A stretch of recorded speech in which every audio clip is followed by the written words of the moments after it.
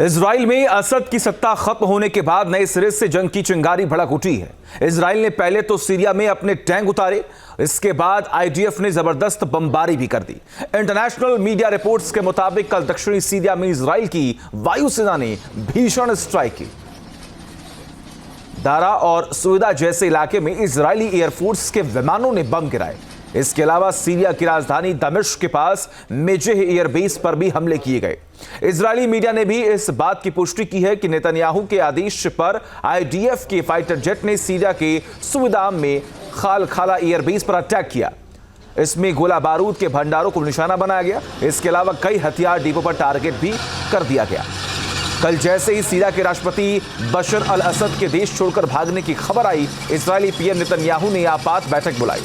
उन्होंने तुरंत आईडीएफ को सीरिया की सीमा पर बने बफर जोन पर कब्जे का आदेश दे दिया। बफर जोन आमतौर पर दो देशों की सीमा पर बनाया जाता है और उस इलाके में किसी भी देश की सेना तैनात नहीं होती। नेतन्याहू के क्लियर ऑर्डर के बाद आईडीएफ सीरिया की सीमा में घुस आई और उसके लड़ाकू विमानों ने भी कई अहम ठिकानों पर बमबारी की।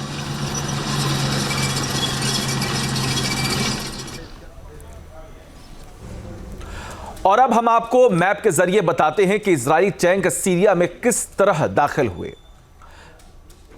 सीरिया में इजराइल की स्ट्राइक कहां हुई, इसके बारे में भी आपको बताएंगे, लेकिन पहले आप ये देखिए एंट्री किस तरीके से और कहां से हुई है। इजराइल सेना के टैंक आपको दिख रहे होंगे, ग्राफिक्स के जरिए हम आपको दिखाने की कोशिश कर रहे हैं। पहले कानाकीर और उसके बाद गबा घीप में उनकी एंट्री होती है। और जैसा कि हमने आपको बताया कि ये बफर जोन था जहां पर किसी की भी सेना तैनात नहीं होती। और जैसे ही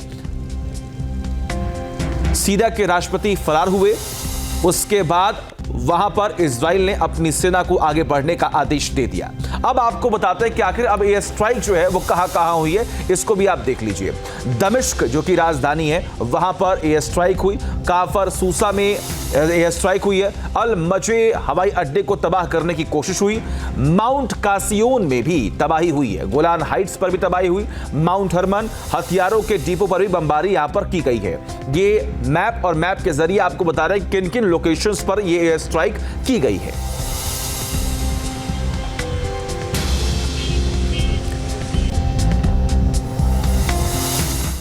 न्यूज नेशन अब व्हाट्सएप पर खबरों की ताजा अपडेट के लिए न्यूज नेशन के इस क्यूआर कोड को स्कैन करें।